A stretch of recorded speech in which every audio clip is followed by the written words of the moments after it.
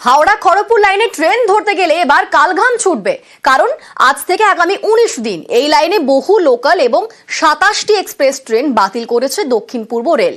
সাঁতরাগাছি স্টেশনে আধুনিকীকরণের কাজ হবে, তাই এত ট্রেন বাতিল।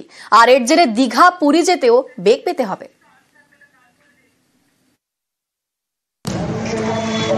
টানা 19 দিন হাওড়া খড়গপুর লাইনে দফায় দফায় ব্যাহত হবে রেল পরিষেবা। বুধবার থেকে ভোগান্তির শুরু।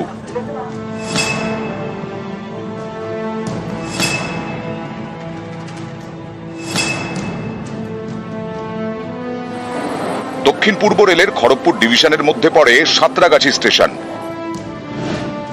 এই সাঁতরাগাছি স্টেশন আধুনিক করার কাজ শুরু হয়েছে। 30 এপ্রিল থেকে 18 মে পর্যন্ত নন ইন্টারলকিং এর কাজ।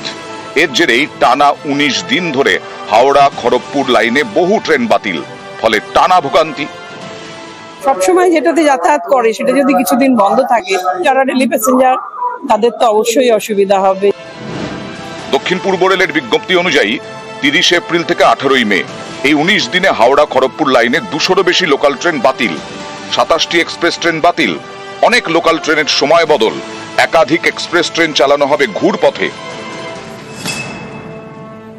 जिनका अभी प्लान था बाहर जाने का, तो उनका शायद थोड़ा वेकेशन में प्रॉब्लम हो। हमारे अभी वेकेशन शुरू होने वाले हैं कॉलेज के, तो उनको घर जाने में थोड़ा दिक्कत होगा शायद। गोल बाजार के जितने भी आपके जो डेली जो हॉकर लोग जाते हैं या दुकानदार जितना जाते हैं, उन लोगों को ज्यादा दिक्कत बढ़ जाएगा। গরমের ছুটিতে অনেকেরই পুরী কিংবা দীঘা যাওয়ার প্ল্যান। দীঘায় জগন্নাথ মন্দিরের উদ্বোধনের পর পর্যটকদের ভিড় বাড়ার আশা দেখছেন সেখানকার ব্যবসায়ীরা। কিন্তু হাওড়া খড়গপুর লাইনে ট্রেন বাতিলের ধাক্কায় দীঘা পুরী পৌঁছতেও বেগ পেতে হবে, কারণ বহু ট্রেন বাতিল।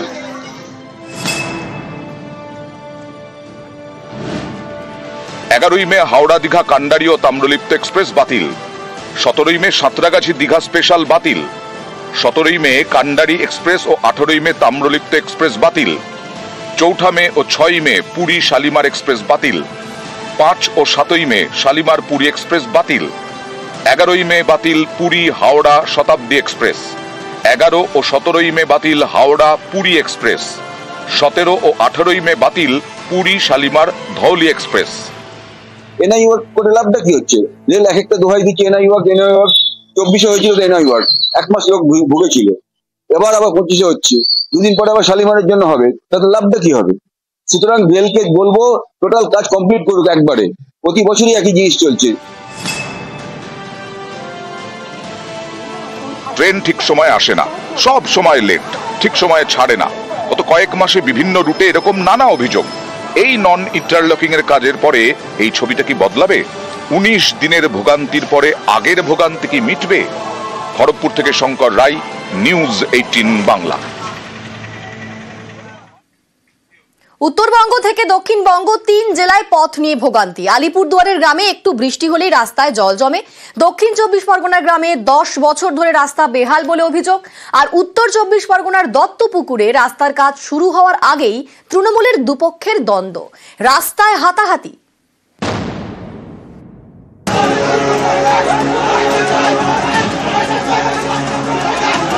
রাস্তার মাঝখানে ধাক্কাধাক্কি, হাতাহাতি।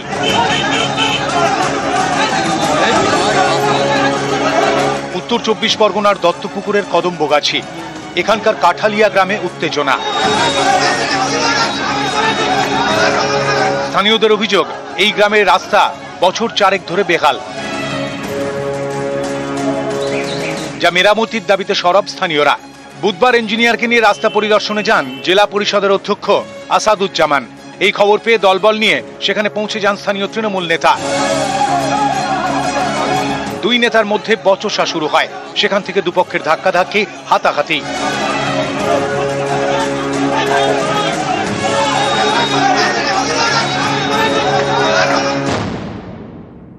এই রাস্তা দেখতে এসছে, আমার বক্তব্য একটা, প্রশাসনিক ভাবে প্রধান জানবে, পঞ্চায়েত সমিতির সভাপতি জানবে, উত্তর 24 পরগনা জেলা পরিষদের সভাধিপতি তার নলেজে থাকবে। আমি আমি আমি আমি ছাড়া কেউ কিছু করতে পারবে না, এই মানসিকতা তার মধ্যে আছে। মাহফুজুর রহমান সাহেব কাঁটালিয়া থাকেন না, উনি আজ 10 বছর বাইরে থাকেন। একটা কাজ করতে গেলে আগে ডিপিআর তৈরি করতে হয়। সেই হিসাবে আজকে যারা ডিপিআর এজেন্সি এসেছিল একটি ছেলে তাদেরকে রাস্তা দেখিয়ে দিয়েছি, 500-700 লোক ছিল ওখানে, তার রাস্তার পক্ষে তো সবাই বলছে রাস্তাটা হবে, এই বিক্ষোভ কি আছে এখানে?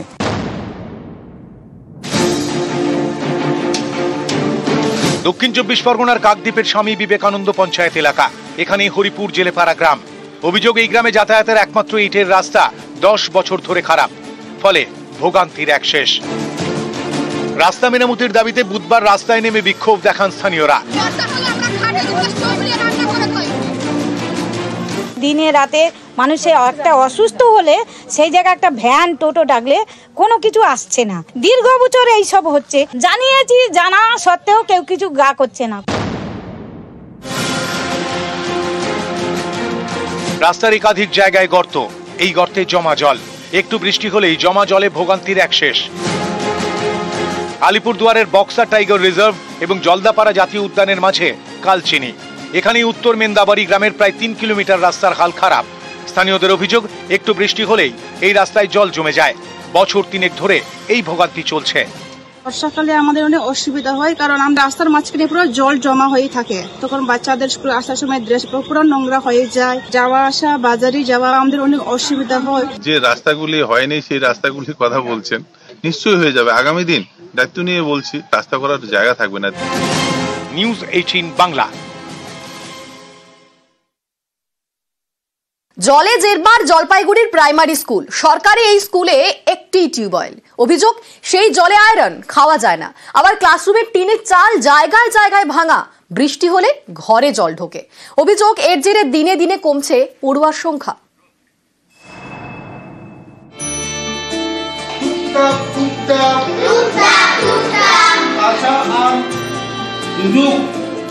জলপাইগুড়ি সদর ব্লকে পাহাড়পুর গ্রাম পঞ্চায়েত, এখানেই রাধাবাড়ি প্রাইমারি স্কুল। সরকারি এই স্কুলই জলে জেরবার।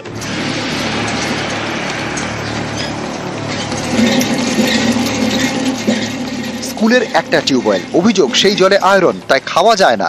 বাড়ি থেকে জল আনতে হয় পড়ুয়াদের। মিড ডে মিলে রান্না হয় অন্যের বাড়ি থেকে জল এনে। খারাপ মনে হয়, এত এরকম করে বাচ্চাগুলো এত কষ্ট করে আসে, ভিতরে বসে থাকলেও ভিজে জল পড়ে উপর দিয়ে, দেখে খারাপ লাগে। খাওয়ার জল ঠিক নেই, বাচ্চারা বাড়ি থেকে জল নিয়ে আসে, আর আমরা মানুষের বাড়ি থেকে জল আইনি রান্না করি। বৃষ্টি হলে আবার আরেক দুর্ভোগ, স্কুলের টিনের চাল জায়গায় জায়গায় ভাঙা, সেখান দিয়ে ক্লাসরুমে জল পড়ে। স্কুলের রাস্তাতেও জল থই থই। বর্ষার সময় জল পাওয়া যায় না, জলে ভিজে ছাতা নিয়ে আসতে হয়। ঘরে জল পড়ে, একটু খাওয়ার জল মানুষের বাড়ি থেকে আনা হয়। বর্ষার সময় জল অনেক হয়।